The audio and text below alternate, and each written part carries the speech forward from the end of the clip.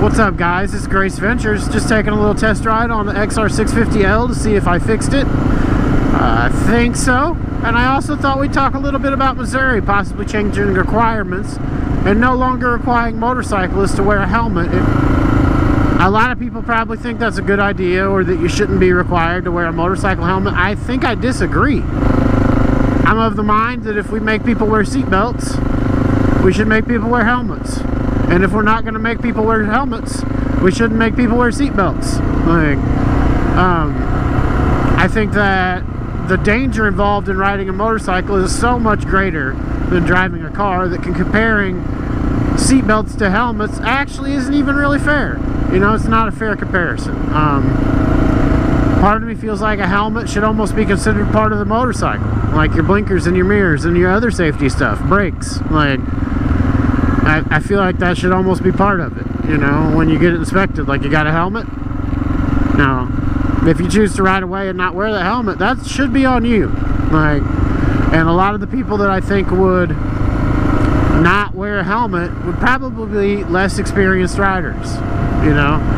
So your most at-risk group of riders would probably be the first to take advantage of the ability to ride without a helmet. And that's not a good thing, because those riders are going to get hurt.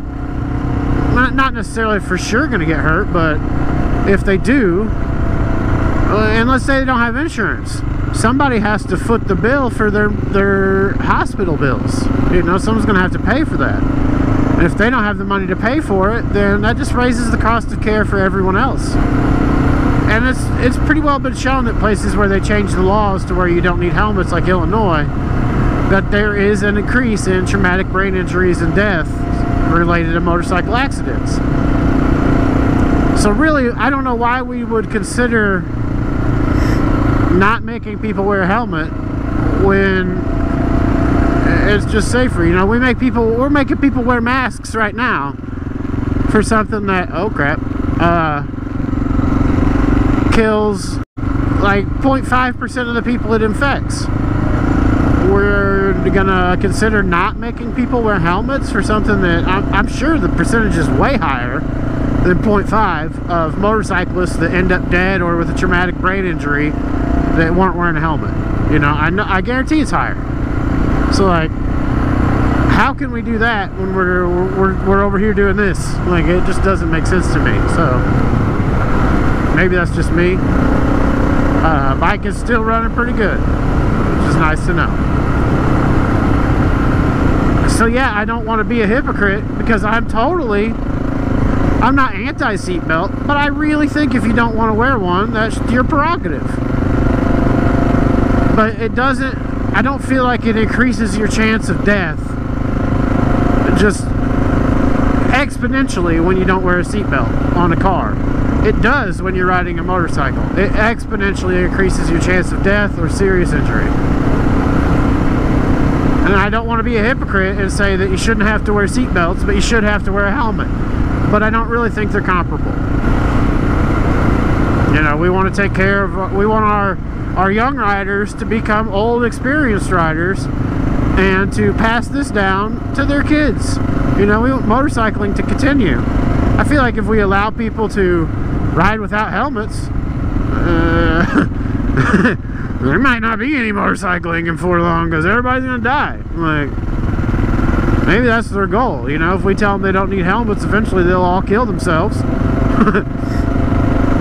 And we won't have to deal with these two-wheelers on the road anymore. You know what I'm saying? Bike is still running good. So I am pro helmet. And I guess, but I'm not pro seatbelt. I don't think they're mutually exclusive. I don't think you should, you have to be both. You know what I mean? I think you can have it one or the other here. I came in a little hot there. Going downshift. Yeah, so that's my take on that. Man, it is a nice morning for a ride. When I saw the weather was 70 degrees, I'm like, oh yeah, we're going riding. I don't care if it is supposed to rain in a couple hours. We'll get this sucker home and cover it back up. You know what I'm saying? So I guess I'll walk you through the, you know, the real process of what I did, step by step. I took the gas tank off, dumped all the gas out, and let it sit upside down for a little while so that it could completely drain. And while the gas tank was sitting upside down, I took the fuel line off, replaced it because it broke when I was trying to pull it off. And after replacing the fuel line and letting the tank drain, I put the tank back on the bike, and the first thing that I put in the tank was seafoam, about half the bottle. I opened the petcock and let that seafoam fill up the float bowl first with just no gas, straight seafoam. So then I could, you know, cleaned up my mess a little bit, picked up some tools, and then went back to the bike and put some gas in the tank. When I put that gas in the tank, I went ahead and drained the float bowl again, so that I was draining out the seafoam and letting the fresh gas fill up the bowl now, you know. Started her up and took her for a ride,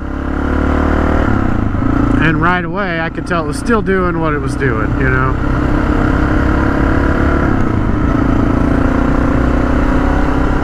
But after a few minutes riding, it quit. So I'm like, hey, maybe I fixed the problem. I wasn't sure, but it seemed like maybe I fixed it. So I rode it for probably 10 or 15 minutes and then took it back home. So I thought it'd be important today to get out and from cold, you know, take a ride and see if I was still having the same problems I was having the other day, and if they arise after I ride for a little while. Because I don't want to sign off on something being fixed and then, you know, next time I take a half an hour ride, here's the problem again. So we'll see if it does it again this time.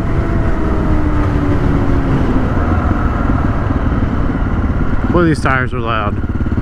It'll be one of the first things I change on this is tires. Once I get it, make sure it's running right, get it all squared away.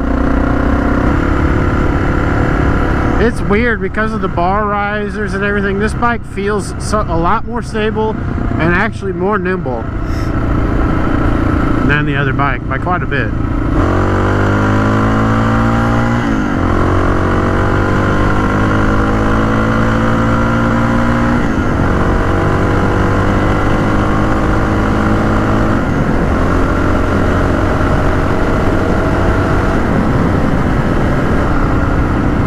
One thing I'm not really used to being able to do is just cruise at like 50 miles an hour. Like the other bike, you were still pushing it at this speed, like a little bit, not a lot, but a little bit, you know.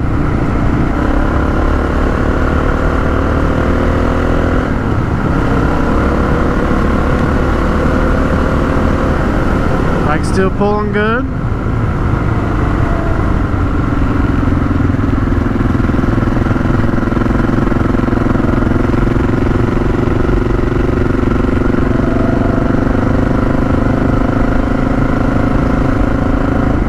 These are the loudest knobbies. I think I just looked for 6th gear. That is the first leg of my ride. I don't know how long I've been riding now, but the bike is still doing good.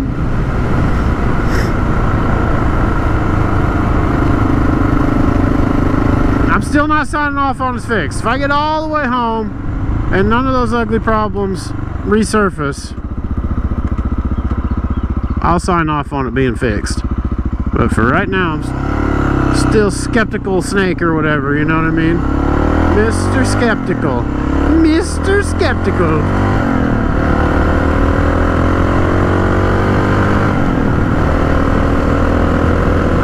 I better slow down. I'm just going right here. Let's see if I can get to 100. Oh, I gotta stop. I gotta stop. Ooh.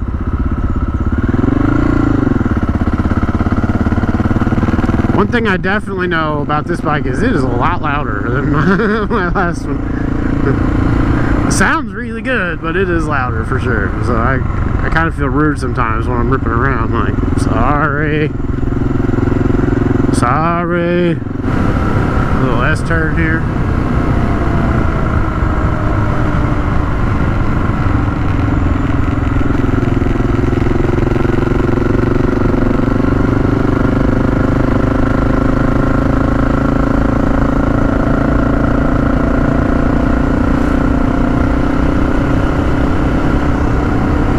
I'm loving this bike.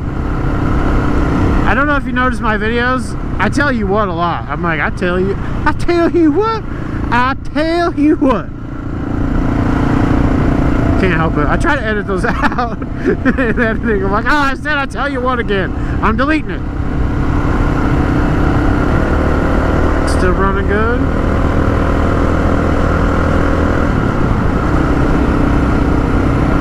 Fifth is almost like overdriving this thing. It's kind of weird. I mean, it's got some pull in fifth, but it's almost just more for maintaining your speed, not for really picking up speed. Definitely going a little faster than I should be there. Just shave a little off. Gotta get home, let the puppy dog out. I didn't even let him out this morning. I'm like, no, I gotta go ride my bike. It's 8 o'clock. You can make it till 10. Just calm down. You make it till 10 all the time, you'll be fine. Don't poo in the house. Bike still seems to be running good. Mr. Sun's starting to come out.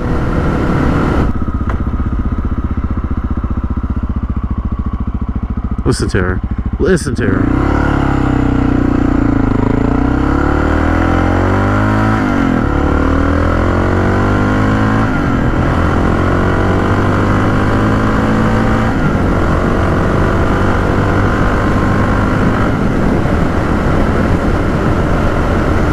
Yeah, it runs.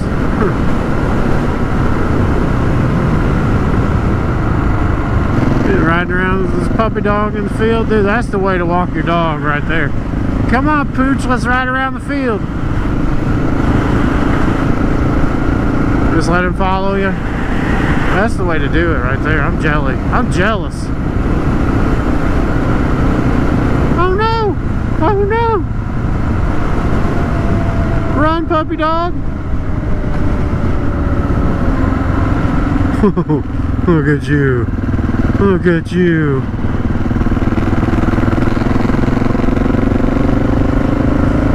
There's an old puppy dog right there. I got a little bit of a limp. You know, sometimes I used to see dogs walking like that and I think, man, maybe it's about time to put them down. You know, maybe they've reached the end of their life. And then I get up and walk across the living room and I limp and I'm like, you know what? Let the dogs live. Like, nobody's putting me down.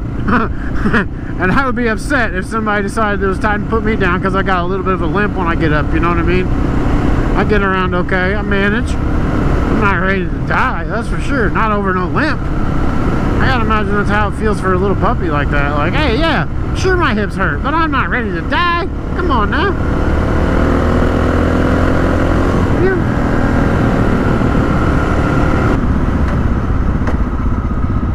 Hey, there's Karen's van. Karen! Karen, do you need a new van, Karen? Karen!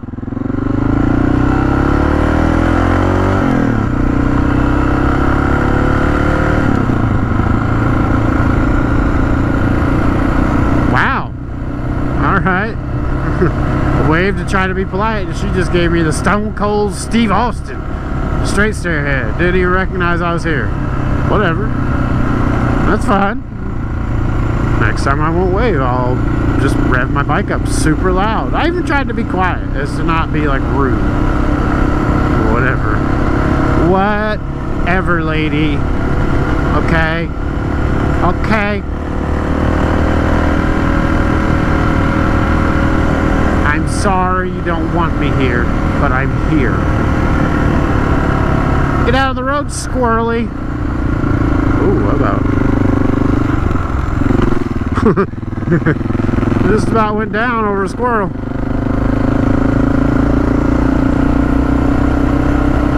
That hurt my toes. Alright, we're going home before I wreck this thing now. Got it running good and I'm going to try to wreck it. So I think I'm going to sign off on it. I think it's fixed. I think as far as I just rode it, if it was going to start doing what it was doing when it gets warm again or whatever, I would have found out by now. So I think it's good. I think it was either just a little bit of water in the gas or a clogged up jet that the seafoam took care of. I'm not saying the carb doesn't still need cleaned. I'm just saying whatever it was doing, it's not doing now. I think. Pretty sure. 90, we'll put it at, we'll go at 78%. How about that? One more ride, we'll tack on that last 13, and then, or wait, I'm bad at math, last 12%, and we'll call her fixed.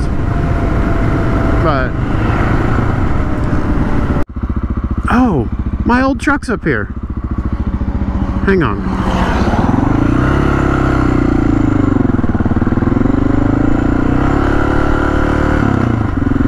So my wife's aunt lives right here, her aunt, and that old blue pickup right there is my first truck. I sold it to them when I got my BMW a while back. It's kind of cool to still be able to see it. Hey, look, I'm coming in too hot to a corner again.